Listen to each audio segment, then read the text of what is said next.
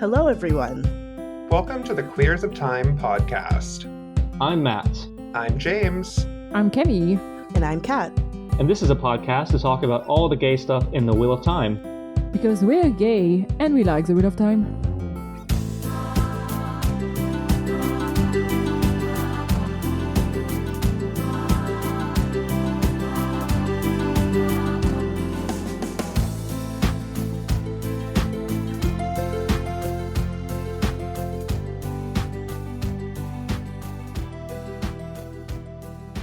And as always, thank you to our feral venerators of Surrain. Now we have 4 of them. We have Lurks, Charlie, Morchadi, and John. John is a newbie, and thank you so much for supporting us.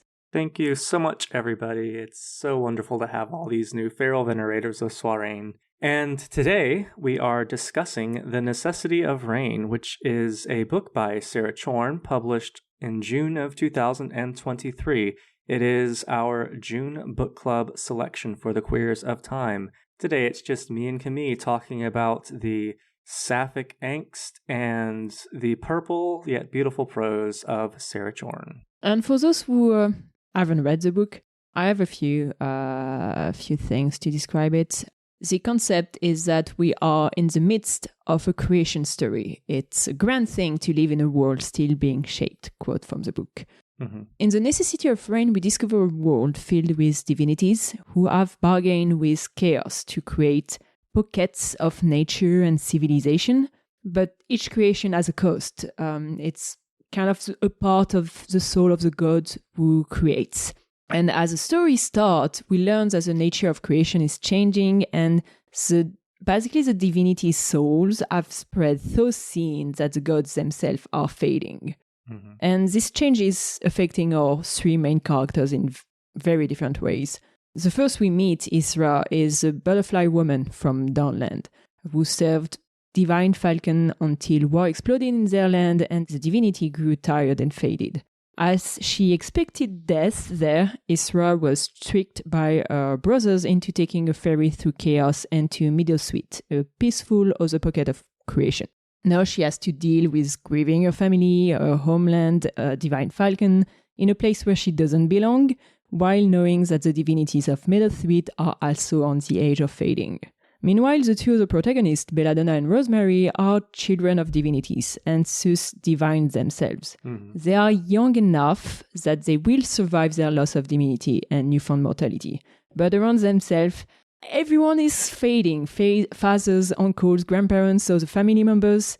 And on top of that, Belladonna has to deal with her mother, who is human, homophobic, manipulative assholes who's trying to marry her off to the son of a concurrent ferry company.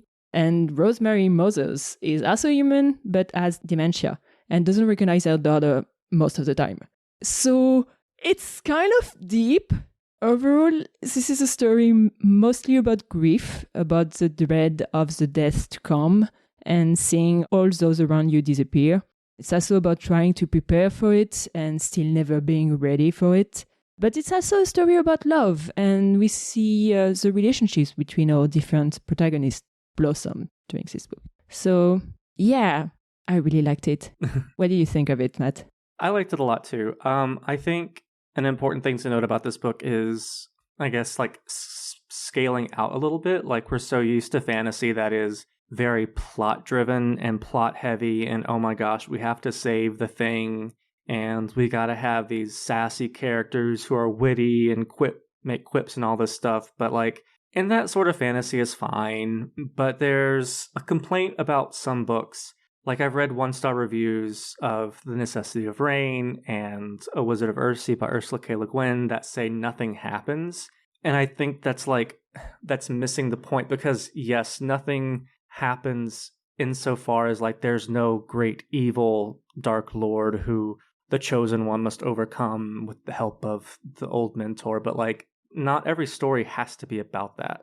And like some stories aren't meant to be read for the plot, they're meant to be read for the sentiment, to be read for the themes. And like you said, like this deals with grief. Like we have one character, Belladonna, whose mother is it's like how many of us can identify with someone in authority in our lives, a parent, like trying to push us to do something that is just not in our nature. And then Rosemary's mother has dementia, and it's like just very painful to read about, because I think all of us know somebody and have lost someone who has had dementia. I lost my grandfather 2 years ago now, and I have one grandparent left, and he didn't have dementia, but like losing him was still very painful. And I think this book speaks to anybody who has gone through that process of grieving, and like it's a natural part of life. It's not fun, but it's a necessary part of life, which sort of ties back into the title, not to give away too many spoilers. But yeah, I think it was a beautiful book. And I mentioned this in the before we started recording, but like it's got very purple prose, and I do not like the writing style usually, but for this story, I think it was just the perfect type of writing style for it. Yeah, I agree. I thought it fits the theme of the world, because so you were talking about the fact that not a lot happened in this book. I think we're not used to seeing slice of life type of books in fantasy, but it's still a valid like story to talk about. It's something we use, like slice of life books exist in plenty, like there's plenty of books like that in our world. Yeah. It's rarer to see that in fantasy. And in this story, I thought the prose itself fitted well, because the theme itself was a lot about divinity and nature. And there was like, I don't know, you can't always be straightforward in how you talk about divinity. It's like they're basically in a world that is being created, and now the creation process is over, and it's the end of the gods. And I also loved that it was using a lot of plant and flowers symbolism. Same, I love plants and flowers, so I thought it was really pretty. I know nothing about symbolism in flowers, so I was really appreciative of the glossary at the end of it. I kept like looking at the glossary and being like, okay, so this plant, what is it about? Oh, okay, good. So it also had a glossary at the end? Yeah. Because my edition, this is not a sponsored video or a sponsored episode, but Rainbow Crate does a box. Rainbow Crate's a company that they reissue 2 books a month. One is a traditionally published novel that they give a new flat jacket cover to, and another is an indie published novel that they usually like do a total makeover. And I had a Rainbow Crate that was Necessity of Rain, and they did a full like a rescaling of the hardcover, like it was a hard shell paper coating. They had sprayed edges. It's really beautiful. Yeah, I think I saw a picture of that edition. For legal reasons, this is not a sponsored post, at least in the United States. Disclaimer. Yeah, it's weird. Okay. But Rainbow Crate's awesome. If you want to explore and be exposed to new queer authors, artists, and stories, Rainbow Crate does a lot of great stuff, and they have a diversity in the books that they do. Like they will usually there's almost always a trans non-binary character and a Sapphic or an Achillean romance like each month. So like you're getting not just cis white gay romance. You're getting the whole, as I say, the whole kit and caboodle. The whole rainbow. The whole rainbow. Yeah, you're getting the whole rainbow. And I've read a lot of I have a book on my shelf I'm waiting for now. It's that I'm waiting to read because I just haven't gotten around to it. But it's a zombie apocalypse novel, and neither of the main characters are white. So like, oh, that's nice. We need to see more of that in like horror. Anyways, that was my spiel because I love Rainbow Crate and I love what they do. Yeah, I've looked them up quite a few times. At some point, I'll probably try it out because I think they also have some crates in the UK. I definitely suggest it. I'm just afraid of getting more and more books. That's my fear. Yeah, I just had to bring a few books to. I sold some of my books. This is gonna like kill some of our listeners, but I just totally lost interest in Brandon Sanderson last year, and this was after I had purchased his Kickstarter books. So I had like all 4 Kickstarter books. And I was like, I am never going to read these. And if I do, I'd rather just do it on Kindle. So I went and sold them. Listen, you do you. Yeah. What you have in your bookshelf is your concern only. This is a good way of putting it. Back to the necessity of friends. Yes, sorry. So we had 3 main characters. One of them actually had 2 types of POV, which is something that took me by surprise at first because I rarely read the chapter title. And Rosemary has a POV when she was a kid and also at the current time when she's more like middle-aged woman. Yeah. So it took me a bit by surprise at first, but I kind of liked what they did with that. I don't know whether you had thoughts on this. Yeah, I looked at the POV chapter headings just so like I would know who it is, but I didn't realize Rosemary was back and forth in time. And I didn't have to reread, but I had to like skim over her first few chapters so I could get like a hold on the timeline. But yeah, this is it's a very non-Western, almost decolonized way of storytelling because like from point A, B, C, D, E, linear storytelling is very Western. And I liked it. I thought that it worked. It sort of added a dreamlike quality to the story itself that I think just boosted the overall effects to have it jump back and forth in time. And I think what was so interesting is at the current time, the divinities are fading. So you don't really get to see them at their highest. Mm-hmm. And when you get to see Rosemary POV as a kid, you see all of those gods still flourishing. So having that contrast made I feel like the fading part hit harder because you got to see Rosemary finding out about her father and finding out about her uncle and getting to know them and love them and then losing them. Yeah. I thought it was also very inventive as a world because like most modern fantasy is like, even fantasy that tries to subvert the norm is like, you have your humans and here's your elves and here's your dragons and here's your orcs and here's your dwarfs. And this, it's like the humans are the minority, but everything else is like humanoid. Like Isra is a butterfly lady, like her... She has wings. Well, yeah, she has wings. Her skin is like onyx black and shiny with like white speckles on it. Rosemary is... Well, I mean, Rosemary and Belladonna are like plant ladies. I forgot the official. Belladonna, not really. Rosemary, definitely, because she has vines in her hair and she grows flowers from them. Rosemary feels more the typical human-looking divinity. Fantasy elf, yeah. But like her divinity itself is that I think from my understanding, she was a daughter of the divinity of silence or something like that. And as a result, she's very touch adverse. Yeah. And she's struggling a lot with noise.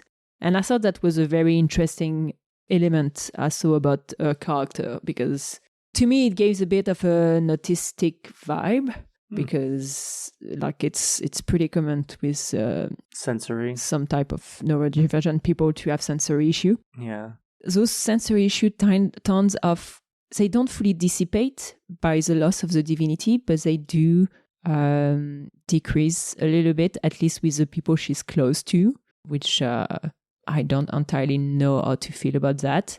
But I kind of liked how it was like, I saw how other characters were reacting to her, like Isra and Rosemary being very careful in when they are touching Belladonna and asking about it and being in nosy places and this kind of thing. I kind of really liked how the 3 different characters are very different and also all have their like struggles. Rosemary has like a big disability because as being part plant, she has to have a big limp and use a wheelchair a lot, struggle a lot with pain. Yeah, I think Sarah Chorn won an award. She won an award for portraying disability in a speculative fiction novel, and I don't know what the award name is. Like I know because I read about that when I was looking up this novel and like doing research on it. But like she won an award for how she portrayed disability in the novel, which I think is great. And it's because like diversity isn't just like sexual orientation, gender. Like very often disability comes into play as well. And also, like, not just physical disability in this book, because, like, so Rosemary does have a lot of pain related to her disability, but there was also a very nice conversation between her and Belladonna about, with the loss of her divinity, she's feeling the pain even more. And she is telling Belladonna that she needs to see someone. And, like, I think I had the quote there about how it wasn't just also about her physical pain. There was also a lot of mental health issue for her. Yeah. The quote itself was like, "It is more than just physical, Belladonna. I am sad. I am so sad. It is in my heart, in my soul. I live in winter and remember what it was like to be surrounded by summer, to open my eyes and only see light. I want to feel that again, but I don't know how. Does this make me weak?" Yeah, that quote. And I really love that moment, because it is so rare in fantasy to talk about mental health. At least in a way that like we understand it. Like, I know a lot of fantasy authors try to like couch mental health and disability in like fantasy terms, but I think just tackling it in terms that we understand work. And I also found the award. It's the Indie Ink Awards finalist for disabled representation by a disabled author. Yeah, I haven't looked up the author much, but I really loved like the diversity that was present in her book in that aspect. Yeah. So like, yeah, I would overall recommend this book to like readers, especially because, I mean, it's hard for me to like, I know that publishing is getting better, but like we especially need like Sapphic stories because that's just not being focused on as much in the publishing industry. And in like the television industry, it's just like straight up under attack. Yeah. So I think everybody who likes to listen to us and who wants queer fantasy should definitely give this book a try and go into it knowing that the structure and the writing is probably different than what you're used to, but it's a very rewarding experience.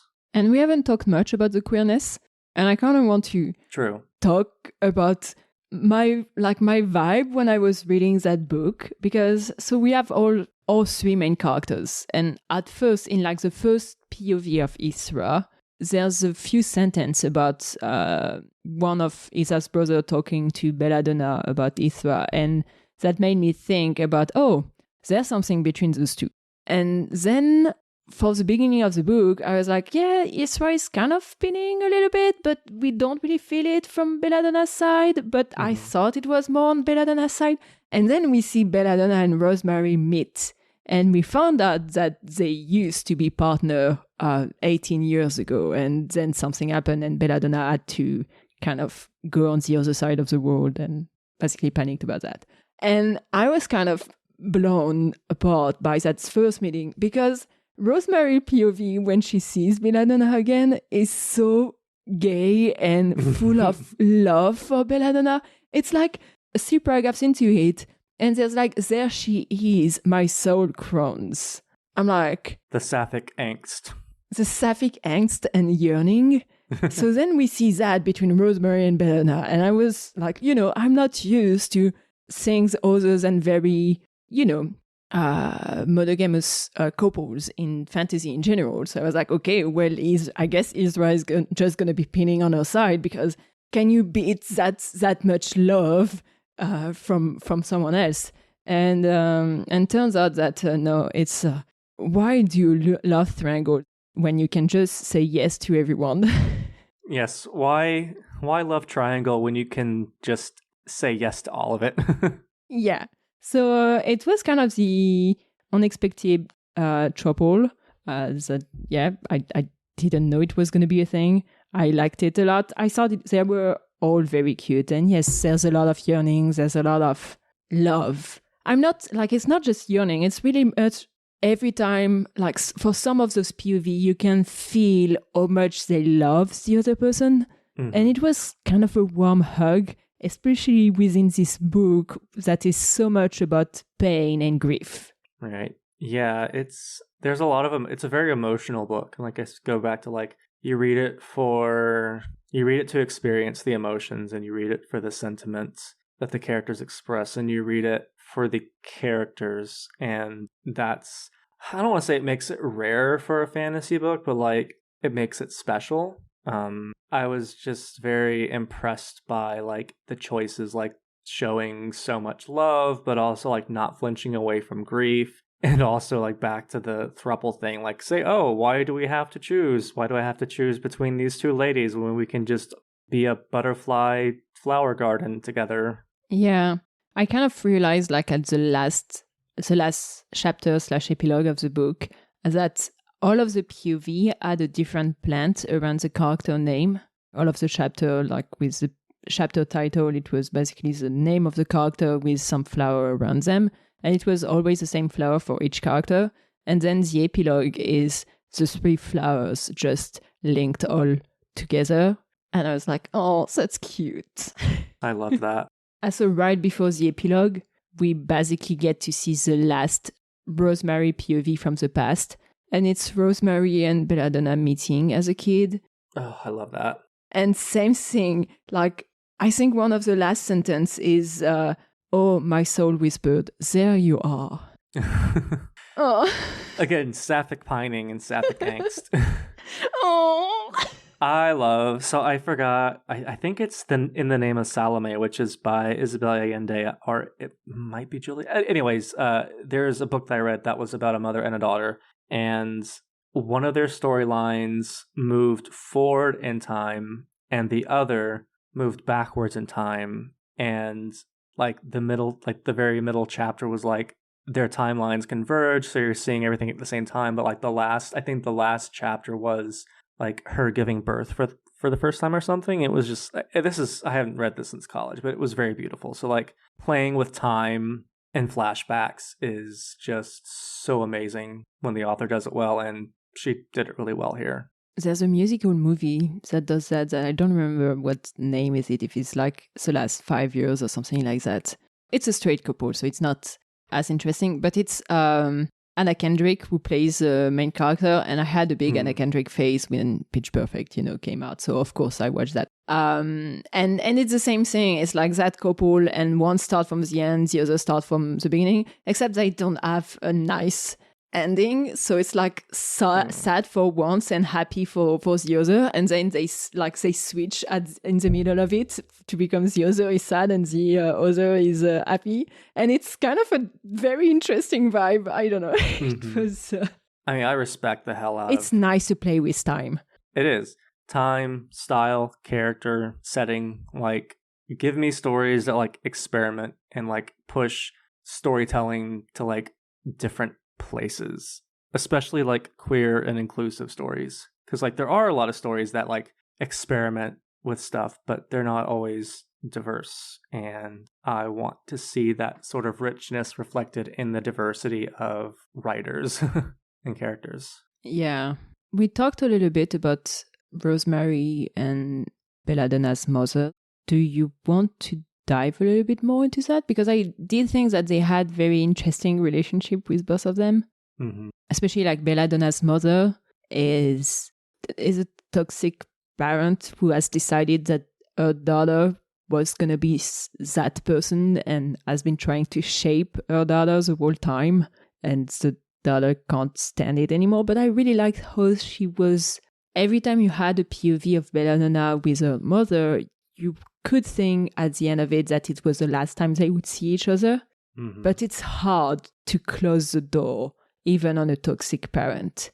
So you see like Belladonna trying again and again and again until it's finally too much. Yeah. And she finally moved on from that. But I thought it was really well done. It is well done. Complicated relationships between parents and children will always be a great storytelling device. Yeah, when her mother tried to set her up with some guy named Oleander, I was like, oh, that's not good. Because for our listeners, Oleander is a highly toxic plant. And the symbology behind Oleander is like caution, like exercise caution, warning. So like the use of symbolism. Oh God, here's a small rant. I've seen some stuff on Twitter. People like, oh, symbolism, like who needs symbolism? Like the curtains are just blue because they're blue. Like if you don't want to do literary criticism, that's fine. But like the author very clearly like made intentional choices about plants and symbolism here, and trying to dig into the book and engage with the text instead of just passively reading it is very rewarding, because you don't get the nuances of what Rosemary's mother is trying to do, like really trying to do to Rosemary, if you don't get the symbolism behind the name Oleander in that first chapter where he appears. That's just my rant about symbolism. Symbolism is a lot of fun, and no one's forcing you to do it, but don't turn your nose down at people who do. And also, like, there's symbolisms that are intended by the author, because the author made a lot of research on before, like, when writing the book. Like, author always look up things that they will actually never use in their book, but they still look them up because they went on a rabbit hole at some point. Mm-hmm. It's like, we're a Wheel of Time podcast. Robert Jordan, how many references does he have or Right. about our own world? And all of that kind of fit into symbolism, because when you understand those references, it gives more depth to the story in itself. And sometimes there's even like references that are made that were unconscious by the author, because sometimes it's just luck and sometimes it's very unconscious and you didn't know what you were trying to say, and then it showed up. Yeah, it's just like, I don't understand. Like, no one's forcing you to write an essay on the representation of the Wheel of Time as a metaphor for the middle class experience. Like, no one's making you do that sort of like you're using your trauma from a bad high school experience and projecting it onto those of us who just love reading and love looking for symbolism. Like, no one's making you write an essay. No one's making you go into a lit analysis essay and like read academic stuff. No one's making you do that. But also, symbolism exists and it's important, and it can make the reading experience a lot richer. And this is just like exhibit A, exhibit A through Z for that. Yeah. Because it's just so filled with it. It's like knowing the context in which a story was written, or the context in which an author lived, and how it can make the story in itself richer from knowing that. When we were reading Maurice, Right. knowing about E.M. Foster and the struggle it had, and like that last author note, made the story even more Impactful. yes.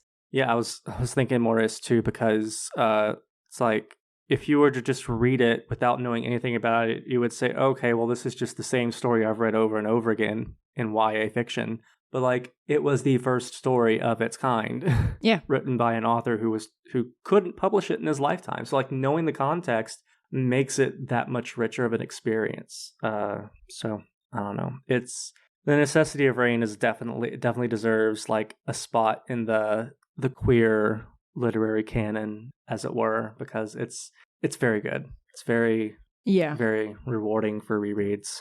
Yeah, and I understand, for example, if the style may bother some people, especially if you're used to a more simpler style. I feel like it's worth going through it. Yeah. We talked a little bit about Rosemary's dealing with a mother with dementia. One thing that did mark me, two things that I'm thinking about. One is that even if we have a POV from the past and the current time for Rosemary, I felt like the way it was written still left question for when we were reading the past. Like, for example, who was her father? It's not something that is clear until it becomes revealed in the past version of Rosemary. Mm-hmm. Because the current version of Rosemary called her father, and you have no clue who that is. Yeah, context clues at best. And I thought that was well done. It was. Yeah. And yeah, we see, so Rosemary dealing with the dementia of her mother, but also with her father growing older.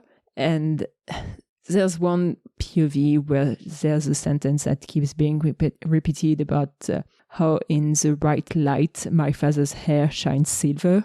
And I liked it a lot because it's so relatable for children to go home and then to realize that, oh, my parents are getting older. Yeah, it's something that we deal with and we don't think about. Yeah, especially when you're like, for me, it was kind of a shock a few times because I've lived abroad for a long time and I've lived far from my family for a long time. So yeah, seeing parents getting older sometimes is a bit of a shock. Suddenly you see them a lot more fallible than they used to be. And yeah, I think this book inflicted me a lot of emotional pain, but also a lot of relief in a way. Yeah, because like it shows you like you're not alone in feeling the things that you feel about aging parents. And yeah, like I don't like thinking about this because like I had a pretty good childhood compared to a lot of people, which I know is like I'm blessed for that, but like seeing them get older and just having vivid memories of myself as a child, like at Christmas time or like in the 90s, that's like going to school, having my dad drop me off to school, listening to like it was like a cassette tape of some kid's music thing. It was, and he would sing so badly to it, and I would tell him to stop singing because he was so bad at singing, and he would just sing louder and just like, and he still does that. But he does it, and he's in his 60s now and not in his 30s, and it like I just want to like hold on to like just a few minutes of that time and be able to revisit it and just stay in the Jeep with him in the 90s. Yeah. Listening to. For me, the struggle a bit is that my mom always had health issue, more or less severe, depending on the time. So I was always very protective on my mom and kind of always knew that she was at risk in a way, which is sad and makes children grow up a lot faster. But on the opposite, like it felt like my dad was the strongest person ever and could handle anything. And seeing my dad gets older, and like, for example, struggling when we are doing a hike with a family, and like we used to have to wait for my mom when we were walking out together, and now we are waiting for my dad. Yeah. And that has been the weird part for me. It's hard. It is hard. And then on the other end, like people like, oh, here's a person who I used to hold when they were a small baby and didn't have control of their bowel or bladders. And now they are like graduating high school. Like, holy shit, what happened? Like, where did all the time go? I have that with my little sister. Like, I left home at 18 and she was 10. And now she's in,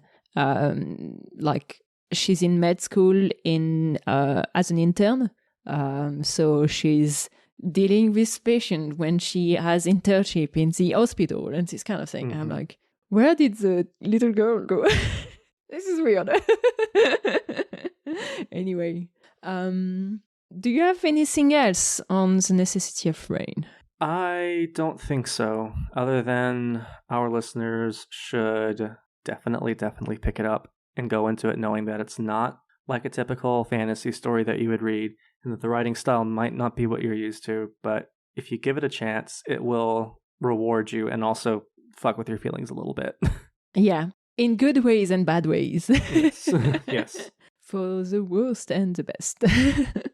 Well, on this, thank you for listening to The Queers of Time. I was trying to figure out how we are usually ending our episode, and I could not remember anything. Anyway, thank you for listening. If you want to find us, we are on pretty much all social media platforms, mostly Twitter, a bit of Tumblr, a bit of Blue Sky, almost nothing of Instagram and TikTok, but technically we're there. Best of all is to join us on Discord, where we are pretty active. And if you want to support us, we have a Patreon. This is what allows us to make this podcast a thing. And yeah, hope you had fun. And if you read the book, or if you are not considering reading the book, let us know. And you can also join in the conversation on our Discord. Yes, we have a specific section for that. Should we at the same time announce like the upcoming change for the book club, kind of? Because we're going to be doing mostly like a book quarter. Because we're going to start reading the last 3 books of The Wheel of Time. And it's unclear whether we will have the time to do a book a month or even a book for 2 months. So we may try to do a book a quarter. Yeah. So just so our listeners, this is just some housekeeping stuff. We are all at the Queers of Time busy and getting busier. And we've decided to, I think we've announced this, but we have decided to do a reread of the last 3 books of The Wheel of Time. And that will obviously supplant some of the time and the spoons that we have available to run this book club, but we still wanted it to run. So depending on the length of the book, we might do every other month 2 quarterly reads for the foreseeable future, but it's not going anywhere. And we still have active discussion on our books, our book club books, in our Discord server. So if you're listening and you like this discussion and wanted to read it, just know that we will be continuing this book club. If you're not joining too late, anybody can comment anytime in our Discord. So just go check that out. Yeah. And I think that's pretty much it. So thank you and bye. Bye. Thank you all for listening. This was Queers of Time, a Wheel of Time podcast. The music is Dance of the Witches by Julius H.